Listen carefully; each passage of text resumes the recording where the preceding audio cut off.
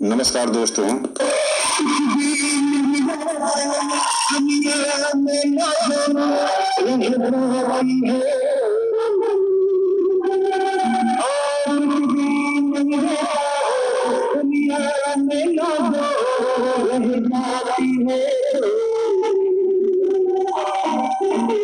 जिंदगी का नाम दोस्ती, दोस्ती का नाम जिंदगी, जिंदगी का नाम दोस्ती, दोस्ती का नाम जिंदगी। आपने यह गाना तो जरूर सुना होगा, लेकिन कृष्ण सुदामा की दोस्ती में सुदामा का बलिदान त्याग का किस्सा कम ही लोग जानते होंगे। तो आइए दोस्तों, हम सुनाते हैं सुदामा की दरिद्रता की कहानी।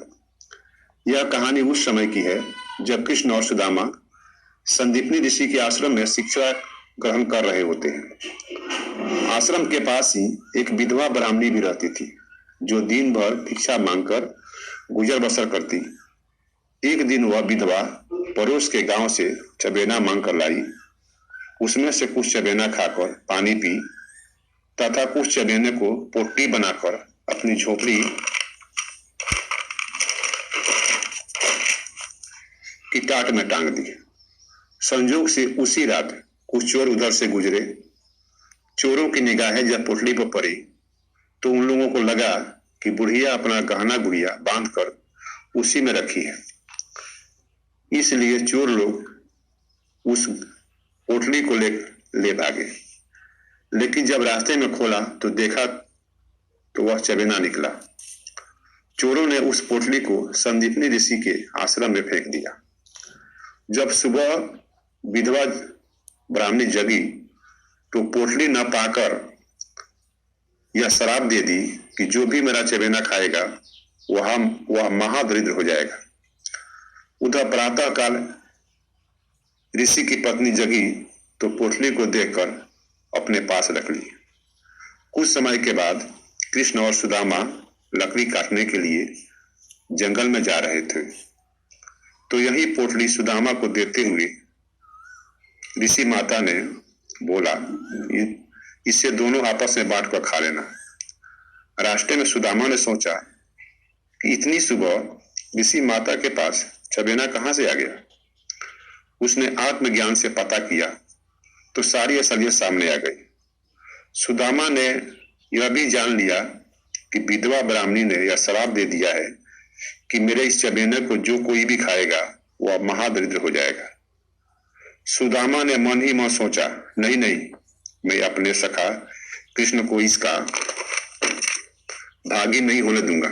मैं खुद चबेने खाकर दरिद्र हो जाऊंगा, लेकिन अपने प्राणों से भी प्रिय सखा को इस श्राप से मुक्त रखूंगा। यही हुआ भी। उधर कृष्ण जब पेड़ पर चढ़ गए तो नीचे सुदामा ने सारे चबेने को खा लिया। जब कृष्ण नीचे उतरे तो सुदामा से बोले, मित्र, गुरु माता के द्वारा दिए गए चबेने को खोलिए, खाया जाए। लेकिन सुदामा ने साफ कर दिया कि इसे तो मैंने खा लिया। कृष्ण सोच में पड़ गए कि सुदामा आज तक मुझको छोड़कर कभी नहीं खाया। क्या बात है कि आज मित्र सुदामा ने ऐसा किया।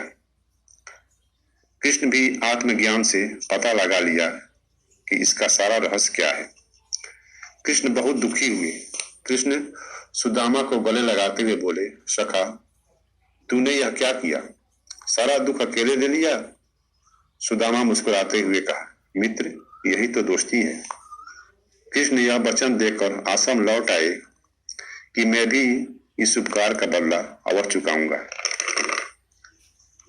धन्य हो सुदामा और धन्य है आपकी दोस्ती। यही कारण था कि सुदामा की दोस्ती के ऋण चुकाने के लिए कृष्ण को भरे दरबार में चावल की पोटनी खानी पड़ी। अपने दोस्त की दोस्ती निभाने के लिए धन वैभव सब कुछ कृष्ण ने दान में दे दिया। राजा रंग की दूरी मिटा दी और समाज में एक मिसाल कायम किया। दोस्त होते हैं।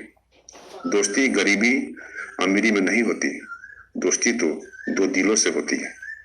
तो मेरे प्यारे दोस्तों, दोस्ती की है तो निभाओ।